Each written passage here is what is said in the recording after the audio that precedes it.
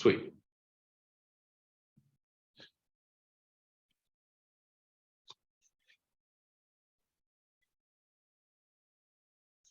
Okay.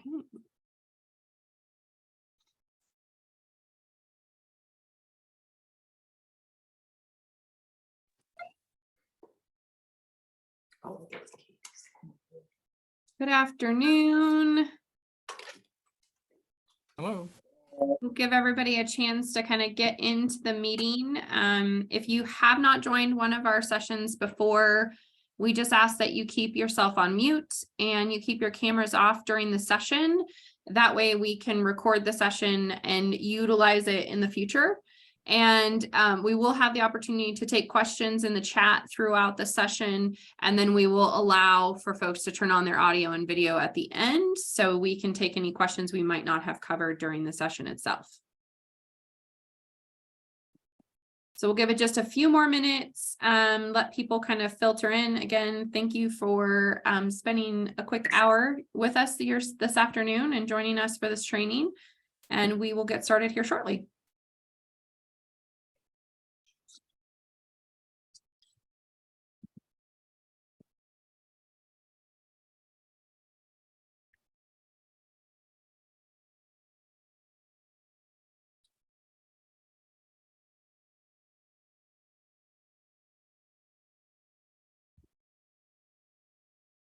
Okay. And again, real quickly, my name is Katie Anderson. Thank you for joining us this afternoon. We've got a special guest who has agreed to join us, Keller, who's going to be helping me present about RFPs. If this is your first time joining a board training with us before, just a couple of housekeeping items. If we could get you to turn your cameras off today. We are recording this session, and that helps us capture the speakers throughout the session. And if we could ask that all of the questions get put into the chat during the session, that will allow us to make sure that we can get through the presentation, and then we'll open it up for questions towards the end of the presentation. So if you're on your computer, the chat should be kind of at the bottom of your screen. If you're on your phone, it should also, and we will take questions at the end. So feel free to hang on to them, and we'll cover them at the end. So my name is Katie Anderson. I'm one of the owners here at Aperion Management Group. I think I'm celebrating coming up here on this year will be 14 years since we started Aperion, which seems kind of crazy, and have been doing this almost 21 years, which seems even crazier. But we are happy to continue to bring these board training sessions to all of you and be able to record them and put them up on our YouTube channel for future references. And I'm joined today by Keller, and I will give Keller a second to kind of introduce himself and share a little bit about his background. Keller, thanks for joining us today. Thanks for having me. Hi, everybody. Good afternoon. As Katie mentioned, my name is Keller Baum. I'm with Evolution Architecture. I've been in multifamily restoration construction for a long time. Prior to my role here, I was on the general contractor side of this at INE Construction. Did a fair amount of work in Bend over the last couple of years, in at 7th Mountain and Franklin Crossing, among others, and have, grew up in Portland, have spent a lot of time in Central Oregon over the years, like it there, will continue to be there. Most recently did a little work for Broken Top as Evolution. Briefly, we are an architecture firm that specializes in existing buildings. So inspection, design, oversight. Inspection is a lot of that, just taking a look at things, maintenance planning, planning for projects, and hiring contractors and all the associated things there. So we'll get into details a little more as we go, but that's the brief story. Well, thank you again, Keller. We're excited to have you and have your knowledge to share with our boards today and answer some questions. So let's dive in. We're going to cover sort of a 30,000 foot level of, essentially what is an RFP? How and when are you bidding out work? What's kind of the best practices for bidding work? And then we're going to go through some various scenarios and examples of how that process works. And we're going to wrap up by sort of covering some of the current economic impacts that are coming down on associations as we've got this sort of ever-changing landscaping that we're navigating. So that's a kind of quick overview of what we're going to be covering today. So, there are a lot of different forms and fashion on what an association is responsible for. So it can be somewhat unique to your community on what items you may want to create an RFP, but essentially an RFP is a request for proposal. And, we're going to go through a little bit of what the parts of that are, but for each community, what is going to define the type of work that you're bidding out is really going to be what the association is ultimately responsible to maintain. Are you responsible to maintain front yard landscaping? Do you have common area? Do you have buildings? Do you own a pool? All of those things are things that you may want to, at some point in time, create a scope of work and obtain an additional bid for that. And so it's important that you understand first and foremost the responsibilities of an association. That then helps to sort of set the framework for you to understand as a board member what some of the things are that you might want to send out to bid. And then ultimately, sort of what are the elements of that proposal? So I'm going to kick this over to Keller and let him kind of go through how and when and sort of how do we define what an RFP or what that work looks like? How do we set that foundation?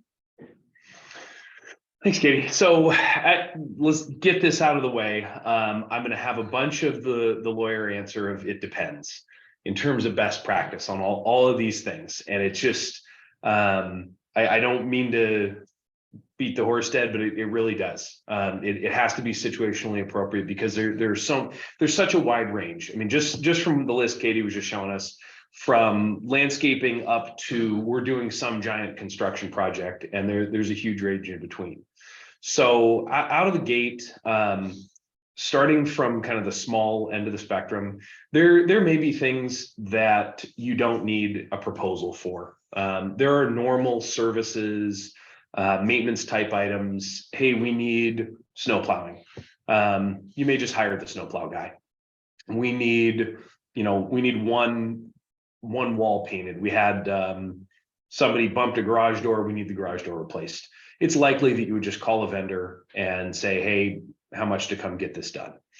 From there, you get into, as you increase cost and you increase complexity, there are a couple drivers for this. One is fiduciary duty.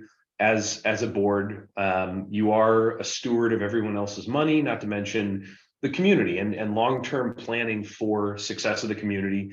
It's not just dollars, it's scope. We have these components, and this building had a shingle roof that was original construction from 30 years ago. Is that the right kind of roofing? Is it appropriate for the area? Should we talk about metal? Should we talk about tile? Is there something else we want to do?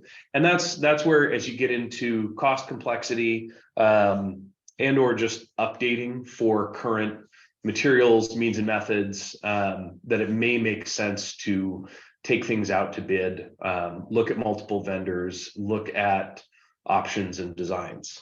So out of the gate, defining scope is the ultimate goal. There are a number of other details, but it really does come down to define what you want.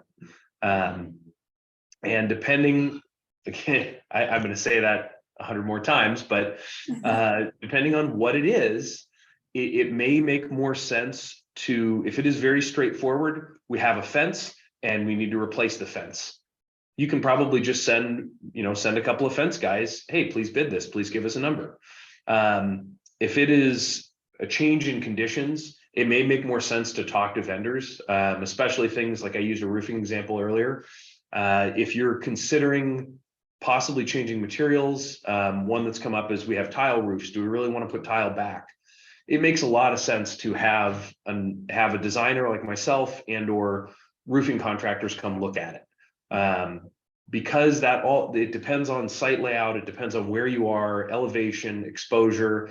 Hey, are we next to a bunch of trees? What kind of maintenance issues do we have? So you can, if you know exactly what you want, you can simply write a proposal. Please price this.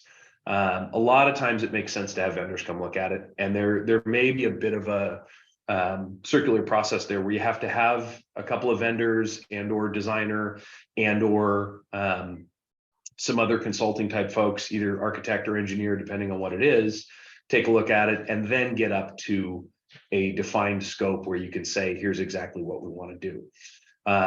Again, depending on the scope, code may come into that. If you do things like the furnace in the clubhouse died and we want to replace it, what is current code? And are we going to replace it with a different type of equipment? Does that make changes to other things? And that one's present. That's something I looked at this morning. Hey, we want to replace the furnace. Well, we want to go to mini splits. We want to go to higher efficiency. Well, that means it's not just HVAC guy. We need electrician to add a disconnect. We probably need a handyman type to do some siding modification, cut some holes, make sure that's done cleanly. And that kind of segues into this next topic of level of complexity. And again, that's depending upon how many people are who's involved and how much interface there is between them. That's a level of detail that you need to integrate into RFP, proposal, request, are kind of all interchangeable. If you jump to the next slide. So something more typical, and this is me sending a vendor an email. There's one trade involved. There's a fairly straightforward scope of work that we want to do. And I'm basically saying, hey, how much to cut? This is a planter box. And we were asked to come do a leak investigation. Hey, this is above, this is at a hospital and it's above working space below. We have water coming in through this planter box. We need to solve the leak. So we do testing, figure out where the leak is. And then I'm just reaching out to a vendor saying, this is really a single solution. I can just sketch this and say, apply this material here, please put a price to that. One installer, no coordination, no permits or engineering required, really not much complexity to it. It's a little bit of quality control on my part, but there are three parties involved. It's owner, myself, applicator. There's not a ton to it, so we don't need a bid form. We don't need a bunch of coordination. There's just not the level of detail that requires it. If you jump to the next one. And a lot of those simple ones from the board perspective are probably going to be what you're looking at from a maintenance perspective versus like a full replacement or renovation kind of thing. So when we're talking like simple pieces like that, it may be more on your maintenance side of the thing. Especially, Katie, to that point, like component replacement. If it is just, hey, this is broken. We want somebody to come replace this fence. It's probably something where and maybe it is, especially depending on scale, there could be a fair, it might be significant money. And it's just, we want 3 different bids to do the same thing. It's when you get into, there are greater levels of complexity in a couple different ways. This is multiple trades, and or there's a bunch of different ways to do it. And that might even apply in, say, the fencing example. Hey, we want to look at different styles. We want to look at, while we're at it, we want to add some gates, those kind of things. So this is an example of, this is an evolution scope for, this is Montgomery Park here in Portland. But I thought this was it is a fairly straightforward, that's basically just a giant window and it needs to get resealed. But when you start looking at it up close, there are a lot of funky little interfaces. And if you just said, hey, Glazer, how much to come reseal this window? And we put that out to, in this case, we sent it to 5 different contractors. Had you simply sent an email that said, please give us a price to reglaze, redo all the stops and seals and reglaze this, you would get a pretty wide range, both in terms of proposed materials, prices, access methods. And that's where defining the scope really comes in. And that's what you see on the right, is a lot of the detail where in this case, we're just taking photos and making little call outs. Here's what we want done at this location. That's A, to give you comparison across vendors so that you're sure everybody bid the same thing. And B, to make sure that everybody understood what the goal is and how to go about it. For a lot of reasons and countless examples over the years, if you don't define it, everybody will read it the way they want to. And if you ask everybody to read the same story, everybody's going to take away something a little different. So it is all about dialing in understanding and making sure that everybody is bidding the same work. And I'll talk a little more later about specific ways to do that, and to increase understanding. The gist of which is, don't just write a request for proposal and send it. Again, depending on complexity, there's a lot of communication around this and a lot of detailed definition in making sure that everybody understands the same thing. And that's a repeating theme, especially as you bid to multiple contractors. If you get multiple trades involved, something more complex, say a window replacement, a roofing replacement, re-siding, those types of projects where you have multiple trades, you're probably bidding to general contractor and or a couple of trades, and you get that many people involved, and it just the nature of the situation is it's an opportunity for confusion. And that's not necessarily anybody not getting it. It's just that it's complicated and clear communication is difficult. And from a best value approach as an owner, the best thing you can do is communicate clearly and do it up front. It may seem like overdoing it, but time spent on the front end will be of benefit in the end. If you go into it loose, you'll spend a lot more time on the tail end than working out all the kinks and trying to figure out details and figure out why 6 different people came up with 6 different answers and had 6 wildly varying bids. And I think the important thing to keep, and I think the important thing to keep in mind when you're looking at these complex ones as well is that sometimes the project can seem simple. Take like a deck replacement. You've got decks, they've been there for 20 years, board says time for decks to be replaced. Can you go get a proposal?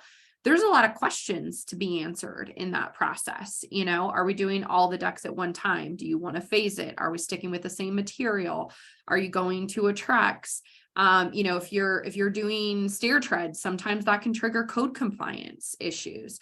There's a lot of things within what from face value can seem to be a really simple project. And especially within the, and we're going to touch on this later when we talk about the economics, but you can get a single bid back and it can be 3 or 4 times what they thought it was going to be. And now suddenly you're looking at, well, do we have the money to do a full replacement, or how do we maybe make this work somewhere in the middle? Could we do some repairs? And so really, really understanding the scope is the single biggest important piece of this, in that you establish that foundation. As Keller said, 6 different contractors can have 6 different interpretations, and you want to try to develop the scope in the RFP from the perspective to answer those questions, to take out the anomalies and how somebody is going to interpret this. Define your material, define your color, maybe set the time of year. If there's a particular time of year that it works best for your community to do this work, when are you targeting the schedule for this? If there are some particular things about your community that's helpful for them to understand, do you have a high rental population? So are they working with multiple different parties? Do you have an owner and renter?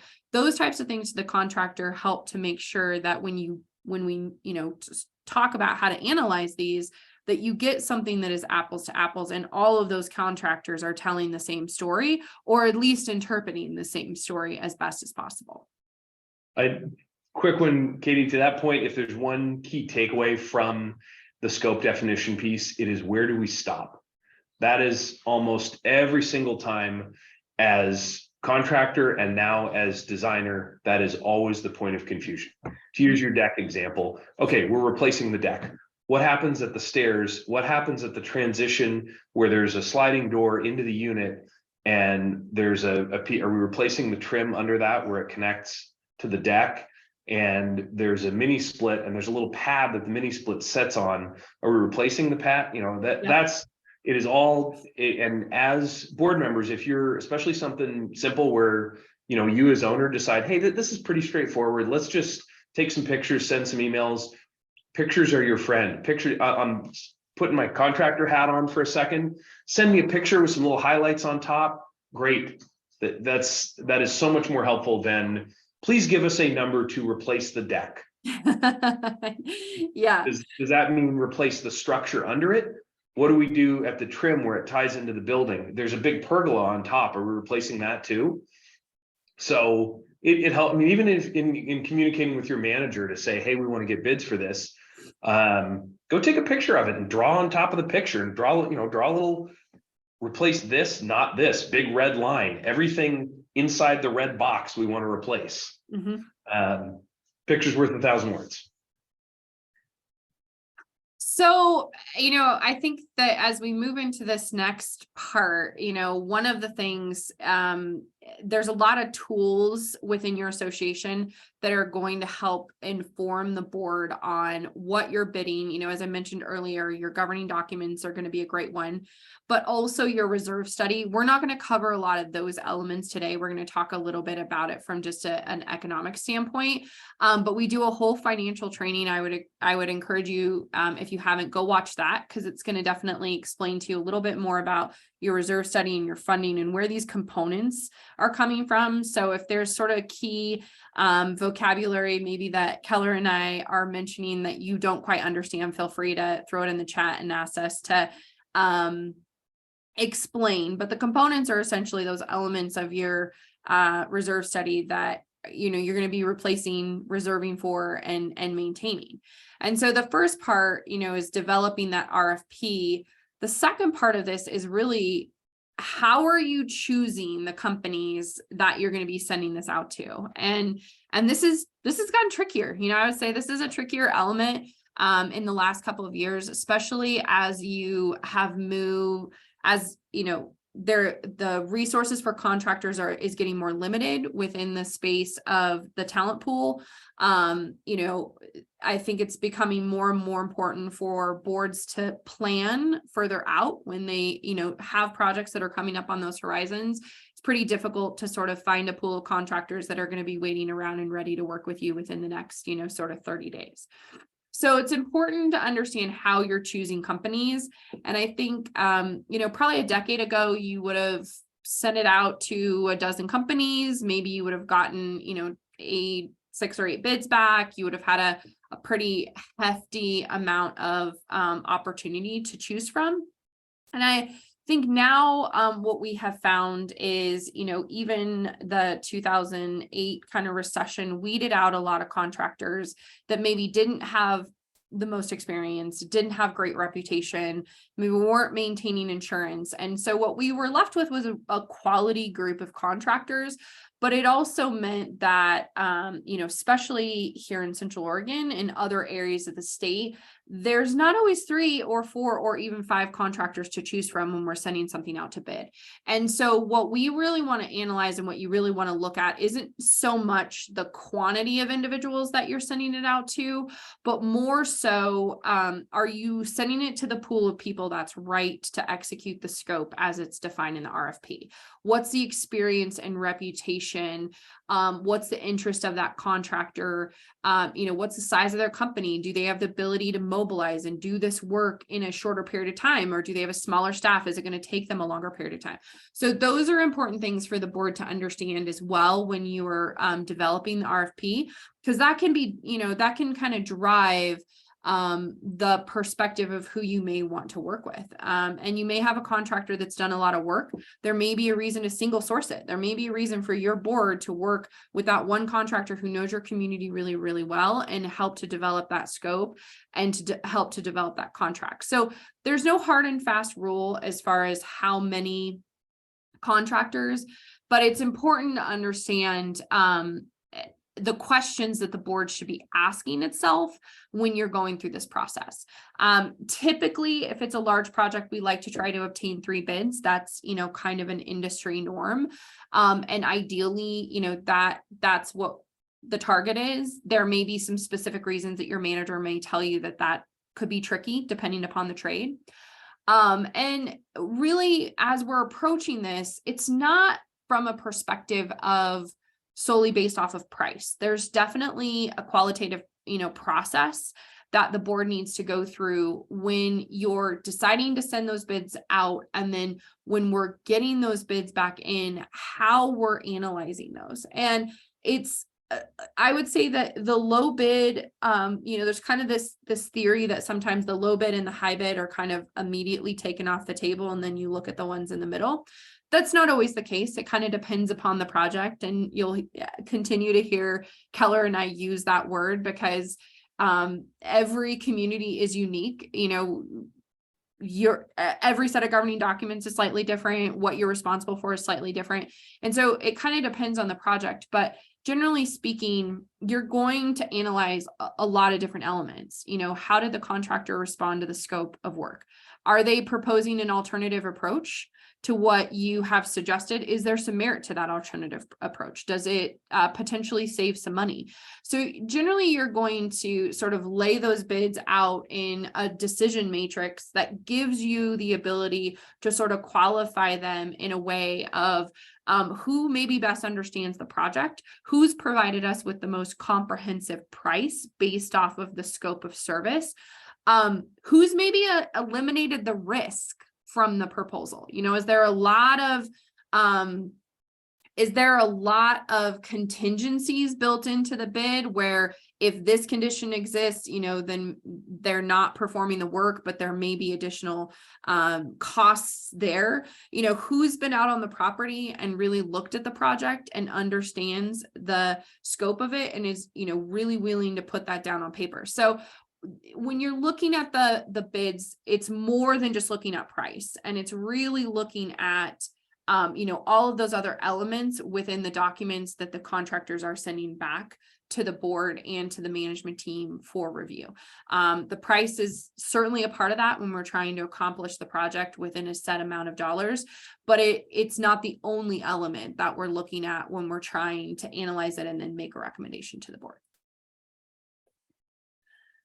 So, I think there's a few other things that are really important when we're taking a look at projects, especially projects where you're going to be disrupting or sort of disturbing owner environment. If you're getting in and you're doing decks and stairs, or you're redoing siding, or you're pulling windows out, you are, kind of rippling into people's homes. It's important to understand the contractor's experience in doing that. Do they understand how to work around occupied, renovations, as we call them? What is their reputation? We're asking for recommendations. Either maybe they've worked with our company before, or we're asking for other client references so we can make sure, did they deliver it timely? Was there a delay? Was the end product what you wanted it to be? Was there warranty issues with it? How did they respond to those warranty issues? Stuff like that's going to come up. There's going to be things that, with any trade kind of can rise, but how did they respond? Did they come out? Did they fix it? Those are all things that are important. And as you're navigating, asking those questions and analyzing those proposals, these are important things for the board to understand, are elements of that analysis. And then, because we have to talk about some of the legalese and make sure that as a board member, you kind of understand your boundaries. There's an ethical part to understand as a board member when you are engaging in, the bid process and sort of selecting contractors. If you've been on our board basic call, you've heard me talk about the duty of a board to disclose a conflict of interest. So obviously, if you've got connection to companies that are providing proposals or are, engaging in services with the association, even if you're not directly financially benefiting from those, it is always good to err on the side of caution and disclose those relationships. The way that the process in Oregon works is that you have to disclose a conflict of interest. The board of directors has the sole authority to determine if that conflict of interest exists in a way that impedes the board member from making a decision, and if it can be resolved. So you're better off to just say like, hey, my brother-in-law is connected to so-and-so painting company. I don't have any direct benefit. I'm not getting a referral, but just so you know, the board then has the opportunity to have that conversation. And there's not any issue then after the fact, somebody kind of finding out about that and feeling a little bit burned by that. So those are some of the kind of key elements that board members should be aware, ask themselves when you're going through that sort of bid analysis process. And that process generally happens like you send the RFP out and you get that initial bid back, and you're looking at that piece of paper and you guys are trying to determine kind of what the next steps are. And I think Keller's going to kick off from there. Yeah. So next steps there, to keep repeating the depends on the situation, but especially for something with any kind of complexity to it, you get some bids back and they look pretty good. And now what? If there's any kind of ambiguity there, if there's, hey, we're not sure who to choose or what the best fit is, do a walk and go walk through. And let's say we really like, we get 4 bids back and we like these 2 and we can't decide. And there's a little bit of difference between them. Go walk the project and talk through everybody's understanding, and that can reveal a lot of important details. And I'll talk about this a couple different ways, but to a point Katie was making earlier, best fit is a good way to evaluate bids. Throwing the contractor hat on for a second, I can tell you for sure, bidding things, you're within reason. Everybody's going to put a number to it. Everybody's going to bid it, but there is a range of interest level, and that's one of the things that should inform your decision. Is this something the contractor's experienced in? Do they know what they're getting into? Do they want to do this work? It really is best fit for the project, not just, hey, these guys can do it. There are a lot of things, especially once you get a bid back, to a point Katie was making, all those little clarification items. Hey, in your bid, it says that you're going to replace, you're going to fix the fence, but you're going to replace posts as needed. Let's go look at it and talk about what that means. And show me an example of what you mean by this condition, all of those little caveat and condition type of things. And then anything that there is a question about, you can always ask for more information. Go look on CCB. There's always, record search there. I certainly would not throw somebody out. Hey, look, you have, CCB conflicts. And that basically it's the construction contractors board keeps track of everybody with a contractor's license. If you do have some kind of thing that you end up disagreeing about, you as owner can go back to the CCB and say, hey, we were requesting mediation. Any contractor that does any kind of significant volume or anything complicated will probably have some kind of record there. And it's very fair to ask for detail and just say, hey, what happened here? And it also might be telling how people explain that or don't. If the response is, those people were crazy, it's maybe less somebody you want to do business with. If you get a response, hey, we had this issue, we did mediation, we resolved it, maybe that's no big deal. And if anything, it tells you that's just a company that will choose to find a solution. Jump into the next one. As you get responses back, depending upon what it is, you'll get, maybe you will just get a bid form, maybe you will just get a number, but depending on what you ask for, and again, if it's more complicated, you may be asking for a schedule, a staging plan, sequencing. Please talk to us about experience doing this type of work, provide examples of other communities you've done this type of project for. And my point here is really read into that.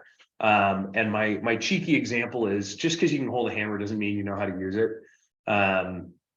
Just because you can walk the walk, make appear to be just a company that has good advertising. Hey, the website has a picture of them doing, deck coating. These guys must know how to do deck coating. Well, have they really done that? Have they done it in the application you want? Read into, if you ask questions as part of your bidding process, either initially or as follow-ups, it's worth reading into that. What questions did they answer? What questions did they not answer? Did they skirt the question or kind of dance around it? It's perfectly reasonable to interview people, to get into details, and that's a good way to get some kind of revealing responses into experience. And that's, if you drill into it, that will tell you a little bit more about whether that's really a good fit. So again, yes, it's price, but there are a number of other things that matter, and you've got to look at that from the perspective of what is going to be the best fit for our community, to the point of schedule, approach. Are they used to doing this type of work, especially if you are having homeowner impact, if you are having communication with individual homeowners? Are you experienced with this type of work? Something as simple as, I use this diagram as just a simple example. Have you thought through scheduling and sequencing, and are you able to communicate that easily to owners? This is just like a roofing replacement. Hey, here's our plan. We're going to start on this building and move to this one. And that simple little graph, while we're working on this building, we'll start the next one. We'll be working on 3 buildings at a time. And if I'm a homeowner that knows, hey, there's going to be guys banging on the roof, just this goes a long way to alleviating my concerns, and both being able to understand, well, when am I going to be impacted? When will I be on a Zoom like this and there's banging coming out of my ceiling for 2 weeks?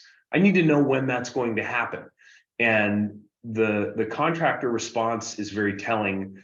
If you just get a number back versus if you get, here's our staging plan, here's the sequence we're going to do the work in, here's how we're going to communicate with homeowners, we think it'll take about this long. It's both encouraging, hey, you have the experience for this sort of thing, and it's also something, as a manager and board member, you want to evaluate, how much am I going to have to be involved in this? How much contractor handholding am I going to have to do to try to get this across the finish line? How much experience does this company have doing this type of work in this type of community? Great, you've done this on one house at a time. How about in a community with 50 homeowners? Are you prepared for that? Do you understand what that means? If you could click the next one. Things like, that's hard to see, but basically a calendar format schedule. We're going to be doing this unit this day. Are they used to posting notices, putting notes on people's doors, explaining what's going on? All of those types of things. Communicate about those expectations. If you do end up interviewing contractors, or even just doing, hey, we want to call and ask a couple of questions, what procedure do you guys have for communicating schedule, telling us when you're going to be where?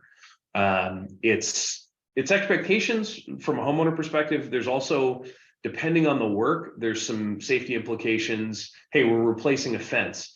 Well, what happens to people's backyards that have dogs while those fences, how long is that fence going to be out? Hey, fence contractor, is your plan to take one out and put it back the same day, or are you going to rip all the fences out at once and then put them back one at a time? And as a bit of a generality, contractors should be ready for those types of questions, and frankly, be encouraged that you're asking them, and want to have that communication, want to figure out those details ahead of time. Speaking of details, the next item there, something as simple as means and methods, physical access. I've over the years, the number of times, how are you going to get that truck up to that building? Oh, well, we didn't really think about that. Do you have a plan, especially if you're using any kind of equipment, you're delivering material, you're removing material? Do you have a plan for doing that without creating a dust storm, without breaking curbs, running it, driving, especially heavy equipment. Are you going to drive it on asphalt where it's soft? Do you have a plan for getting material in and out of the area? To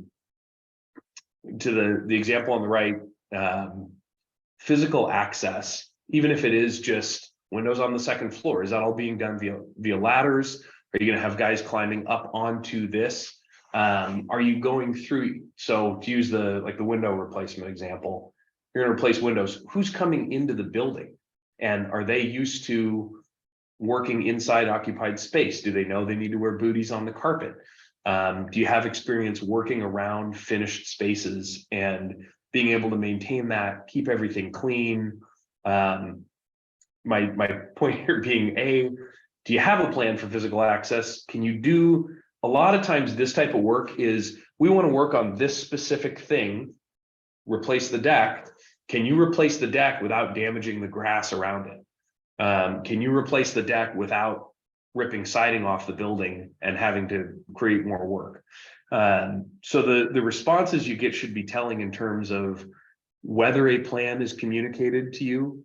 And then if you ask questions about it, what kind of responses do you get? And how prepared for those questions is your contractor? It'll tell you a lot if they know what they're doing and they've done projects. I think how they evaluate accomplishing the project and not just putting a price to it's going to give you a lot of information.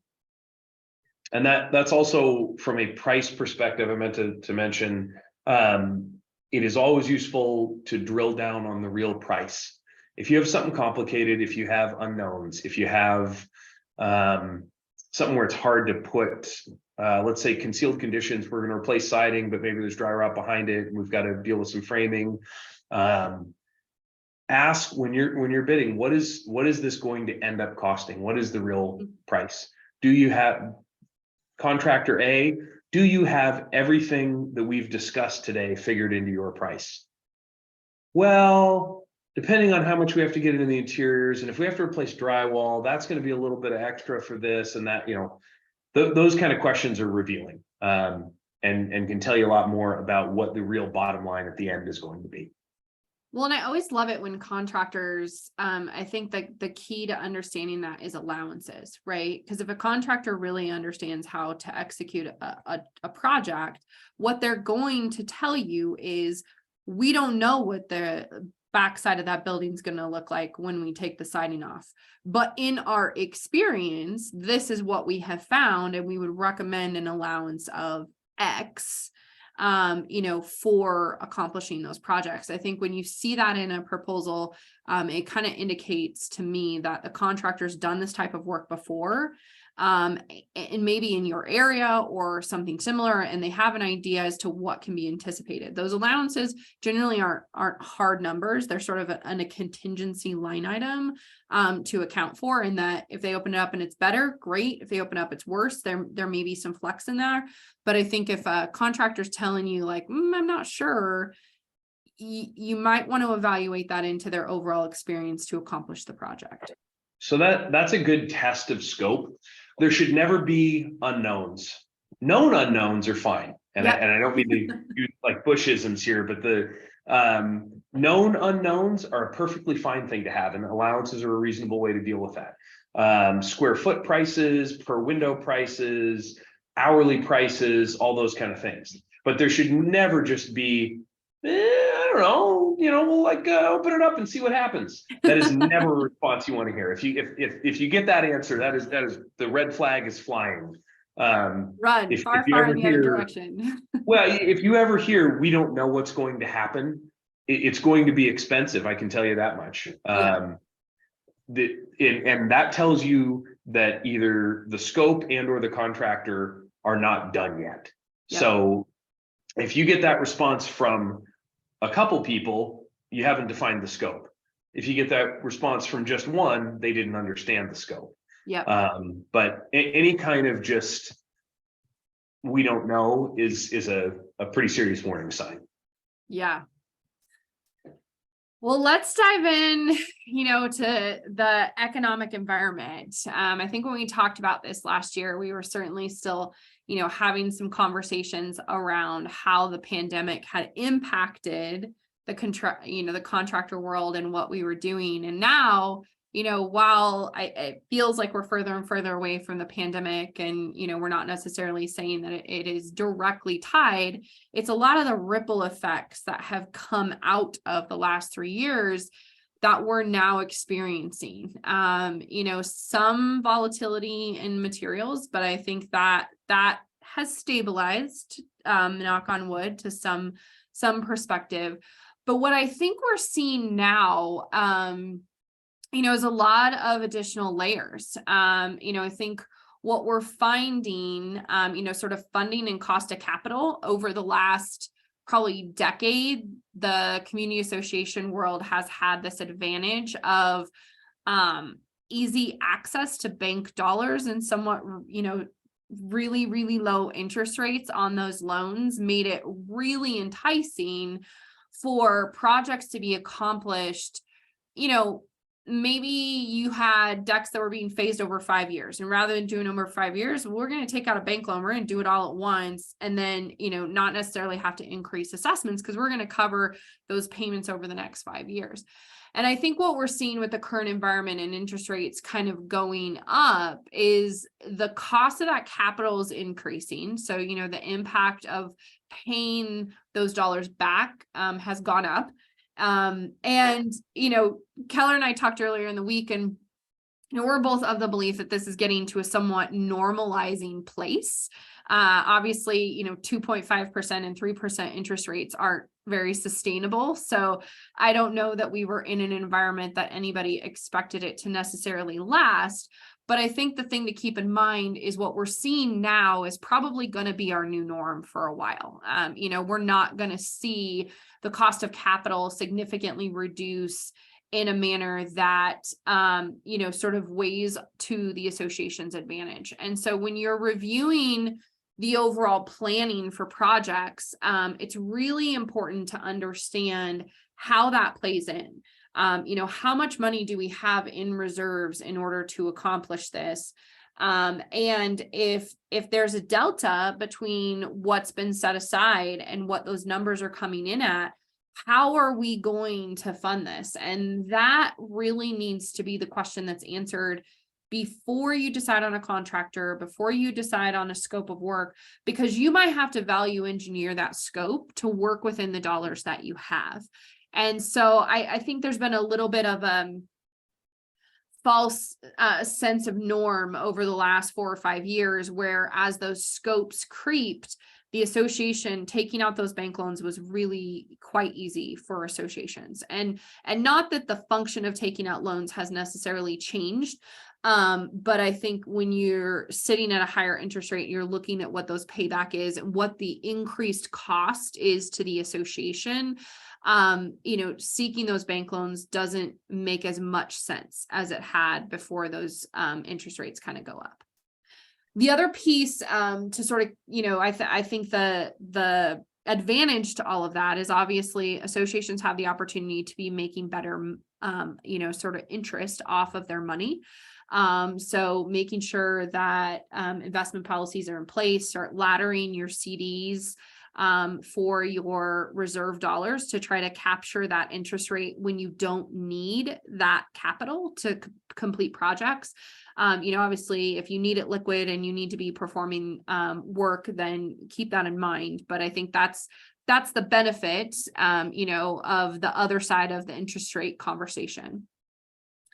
And I think this current environment, we talked a little bit about this last year, and I'm sure Keller's perspective would be the same, but I still believe that the single important, sort of role in getting projects is really keeping those positive vendor relationships, making sure that you've got those contractors that are engaged and interested in the work that your community wants to do. So as you move through that bidding process, you have people that kind of know your project. But I would also say, I think the piece of that too is, don't continue to bid, evaluate, beat a project to death that the board really doesn't have an intention of moving forward with. That can really stress a contractor relationship. If you're asking them to kind of come out again and again and again and again and again, make sure that when you're getting to the point of really asking them to be boots on the ground, that the board is prepared to potentially move forward, or make sure you let them know where you're at in that process. Hey,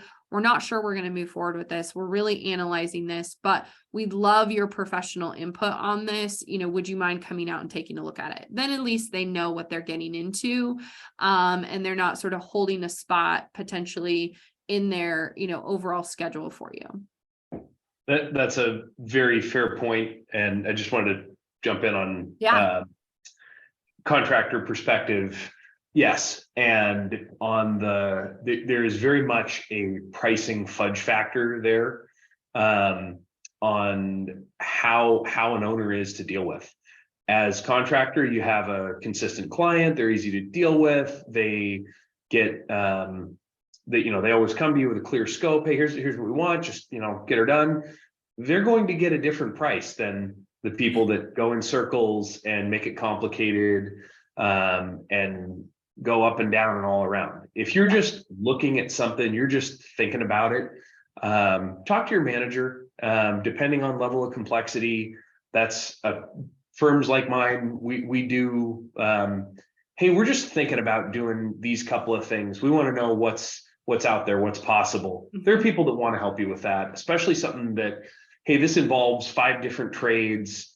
If you go cart before the horse, and as a trade contractor, if I'm out looking at something that's more complicated, I'm going, you don't have a scope. You're miles away from being able to actually make this a project. Yeah. Go at it in the right sequence. A lot of times, manager, consultant can give you at least rough order. Hey, here's kind of somewhere in the realm pricing wise. Is this even something you want to consider? Let's narrow it down before we start. I've been there plenty of times on, whoa, you got the cart a little out in front of the horse here. You need to go back and figure out what you really want. Yeah, definitely. So anyway, the relationship matters. Yeah, it matters. And I think, that's something that Aperion works really, really hard to cultivate those relationships. And so we take them pretty serious. So if you ever hear our manager sort of push back and say like, I don't think this is quite ready, or I'm not sure we, want to loop in the contractors quite yet. They're doing that to try to keep those relationships in good order, so that they are there, when our clients need them. And so, yeah, it's definitely a balance. It's a really fine balance right now. And I think the other piece to this too is, managing sort of board and owner expectations. What's really going to dictate a lot of what happens is what your owners are willing to buy into. Earlier I mentioned that as the cost of capital is driving up, funding some of these projects gets tricky.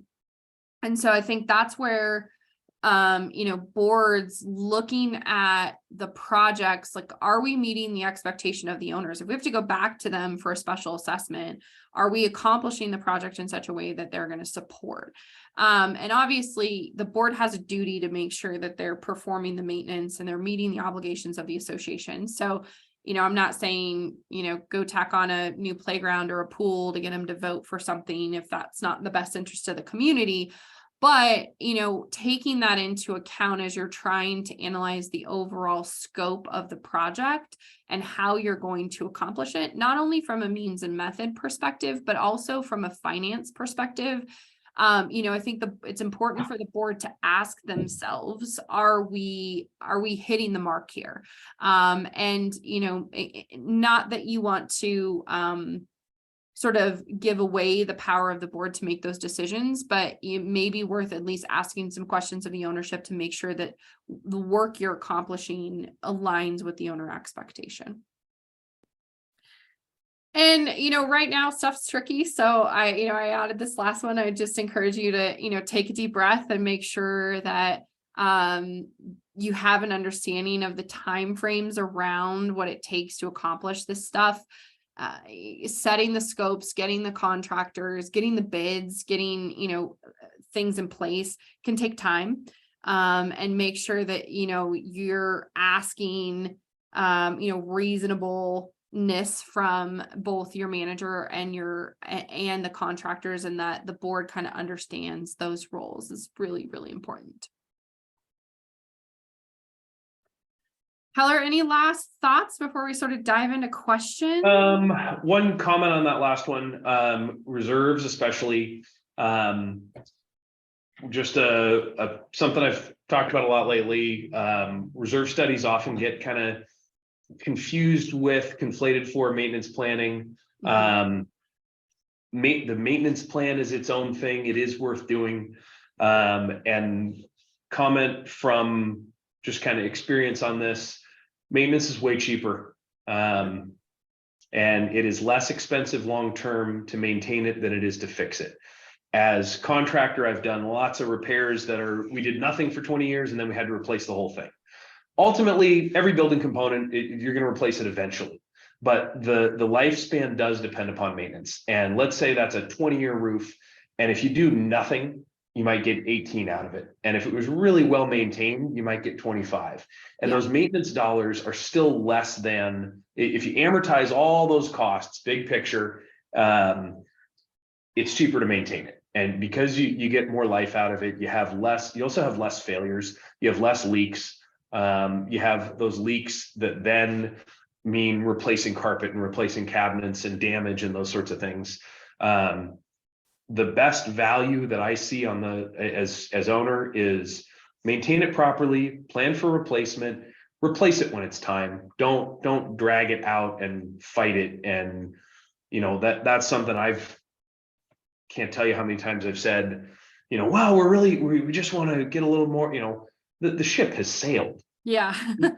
It is time to put a new roof on it. And you're going to keep fighting it and doing these little patches and leak repairs. There's proactive maintenance and cleanup and patching. And there's, normal lifespan, those are normal things. And then there is just the Dutch boy with the thumb in the dam, and you're putting Flex Seal on your boat. It's not a real thing. That doesn't work. It's going to burst eventually. Yeah. Anyway, so that's just my general comment to that is take a look at it holistically. And there are lots of vendors and professionals that want to help you. Your manager wants to help you. Hey, what should we be doing is a question that you should ask every year. What should we be planning for next season? What should be on the list? Yeah. And I know our team, from the conversations we, have been having, most of our managers are sort of planning those projects for those boards that are on the call today that are Aperion boards. So they're in the process of this analysis right now. What needs to get done? What does the scope look like?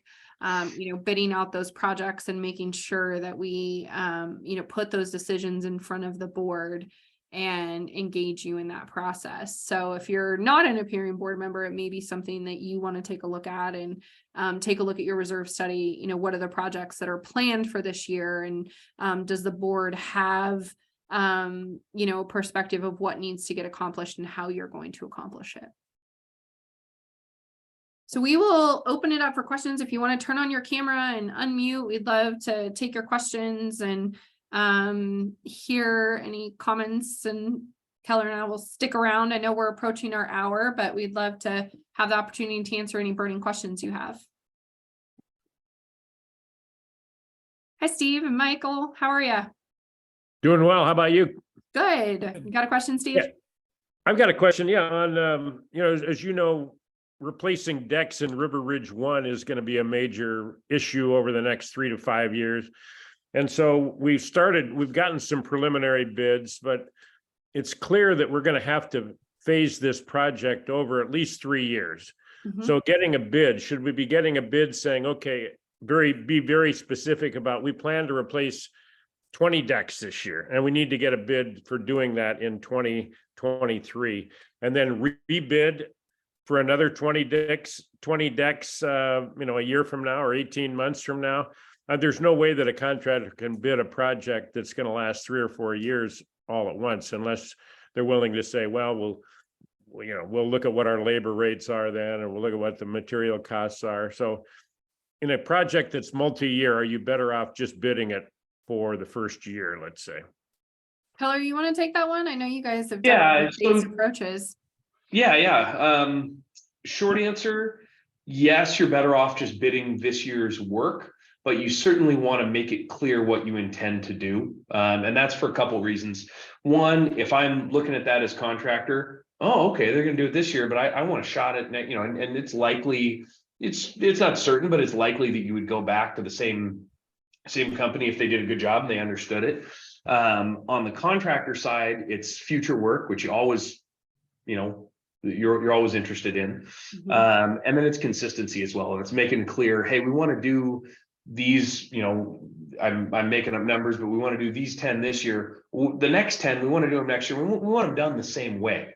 Both for quality control, consistency, warranty, consistency of maintenance. I've seen that a couple of times where you don't want to get carried away with rebid it. And I've looked at stuff. We did these this year and they have this product. And then 2 years later, this product was cheaper. So it's this stuff here. And then what you end up seeing is 20 years on. Well, those were maintained correctly. Those, they just followed the maintenance instructions of product A, which it was actually worse for product B.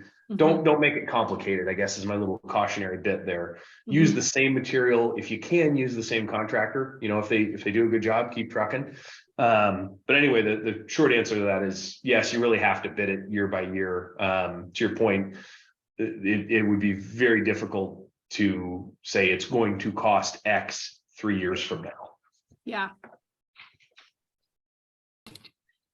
Michael, do you have a question? Yeah, Katie, can you hear me? Yeah. Our contract with Aperion calls for a manager percentage to manage major projects. Are you with the change of personnel you had, are you in a position still to have that as part of your employment, or will you get someone like Keller to do something like that? It depends on the scope of the project, Michael. Maybe next time we're going to count how many times we say it. How many times do we say depends? So it depends on the scope of the project, Michael, on whether or, mostly it's going to kind of be dictated by the amount of structural work that may be involved. For your guys' project, for the deck piece of it, I think that would be a great one where we would recommend someone like Keller's firm to manage that versus someone on our team to manage that project because of the complexity of it and the elements, especially, as you start to pull things off of a building, you want somebody there as an owner rep who can provide good guidance to the board if there is an alteration in scope or an alteration in material. So it kind of overall depends. We analyze it project by project, but specific, if we're talking about decks for your community, it's likely Keller, an organization like Keller's that we'd recommend. Thanks. Other questions? I have a question. Yeah. So, I worked at Pacific Northwest National Lab for my whole career, so I've dealt with quite a few RFPs, and in that realm, there are sort of bounds of what we can and can't do when we're selecting projects. And the discussion here I thought was great. You have to look at these bids holistically. You have to understand the quality of the bid, and it doesn't just come down to the lowest price. Mm-hmm. But it's a bit subjective at the end of the day, no matter how much you want to try to make it an objective process. And the question I had really is what are there really no legal constraints or issues around our selection at the end of the day? And if some homeowner disagrees with which bid we chose, do they have a legal recourse to fight our decision? or do we just have sort of free rein to choose which bid we want on our purely subjective basis?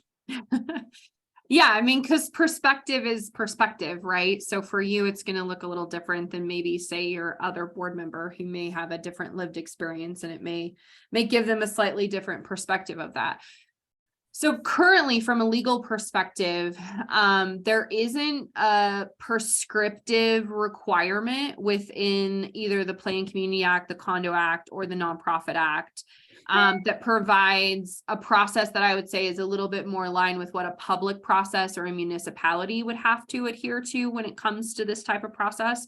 So those type of regulations don't currently exist within the regulations that impact community associations. So what you have to refer back to is the nonprofit code. And as a board of a small board in Oregon, you're subject to that nonprofit code, chapter 65.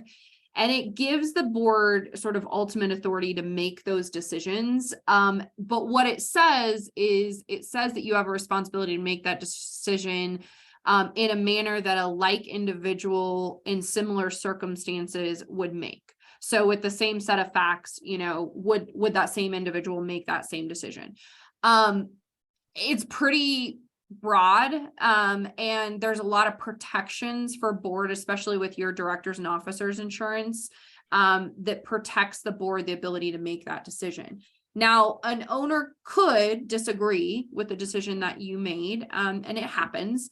What their recourse would be is they'd have to prove that you breached your duty in some way, so that it's generally around like you're operating in self-dealing. You have a direct benefit as a board member for the decision that's made. That's generally what we see in our industry as being the claims that are made.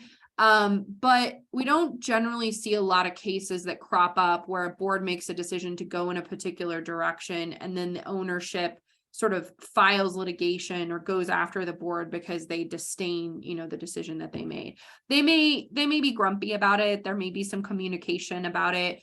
But in my 21 years, I haven't had litigation around like a board choosing a contractor. It's happened around special assessment issues where you've got boards that, sort of didn't plan or set enough money aside, and then the maintenance is needed, the replacement's needed, and there's this whopping sort of multi-million-dollar special assessment. I've had a few of those scenarios, but it's not generally centered around the decision of the board in choosing a contractor. It's usually centered around another element.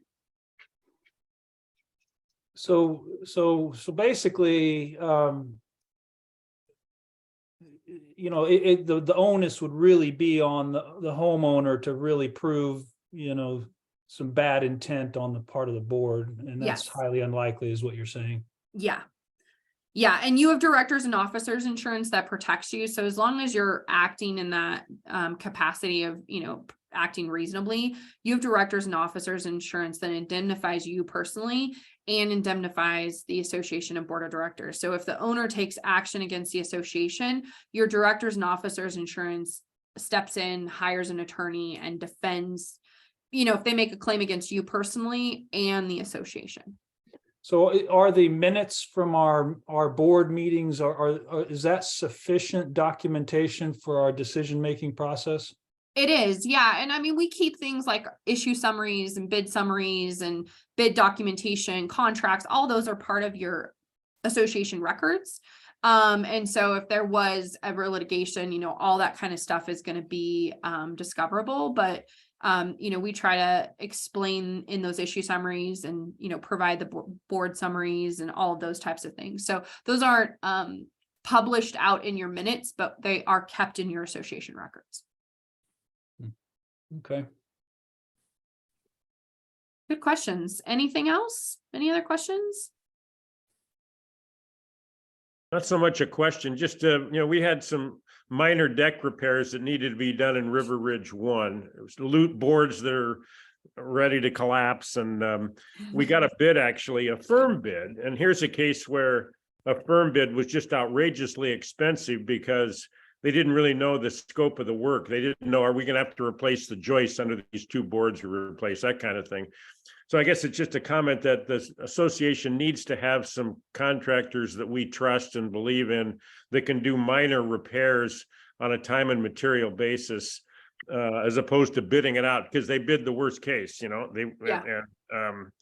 I was just amazed at how expensive it was when we got a firm bid to do these, what I thought were minor repairs, actually, Mhm. That is a very good point, and I'll just leave you with, you're on the right track. What's less common in condominium world is let me zoom out.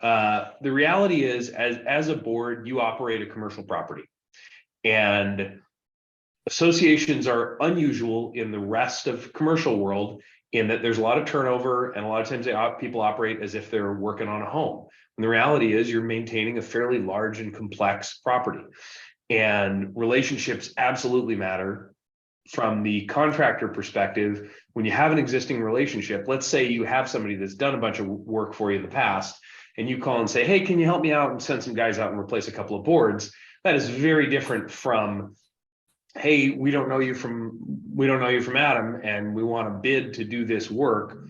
Yes, you have a great example of, they're going to put a number to it that represents their risk, as opposed to somebody I deal with all the time. I mean, I can tell you as contractor countless times, owner where we have a good relationship, hey, I'm doing this at cost or a little, whatever, just I'll send you some guys and bill you for the time because I want to keep you happy. So those relationships really matter. And if you can cultivate those positive relationships, you will get a much better value all around. Mhm. Well, thank you guys so much for spending your afternoon with us. I really appreciate it. And we did record today's session, so you'll get a follow-up email from our team with a link if you want to share it with your other board members that may have not been on the call today, along with a copy of our PowerPoint that Kel and I went through today. So we really appreciate you guys spending your time with us and joining us for the session. Have a great day. Thank you. Thanks, everybody. Thank you. Thank you.